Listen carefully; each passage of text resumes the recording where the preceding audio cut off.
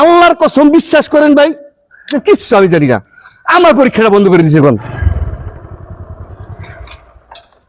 এ ভাই গেট গুট বন্ধ করা কি সমস্যা? তো পরীক্ষা নাই ভাই। পরীক্ষা নাই? না ভাই আজ পরীক্ষা নাই। হায় হায়, এটা যন্ত্রণা, পরীক্ষা নাই। কি ভাই মন খারাপ কেন আপনার? আল্লাহর কসম বিশ্বাস করেন ভাই, কিচ্ছু আমি জানি না। আমার পরীক্ষাটা বন্ধ করে দিয়েছে এখন। এই পরীক্ষাটা বন্ধ করে দিয়েছে। 3 বছর ধরে এই ল পড়ালেখা করতেছি, পরীক্ষাটা দিব করিয়া এই ল পরীক্ষাটা বন্ধ করে দিয়েছে ভাই। মন খারাপ এর নিকে আমার। না না, এখানে মন খারাপ করার কিছু নাই, পরীক্ষা তো সবারই বন্ধ।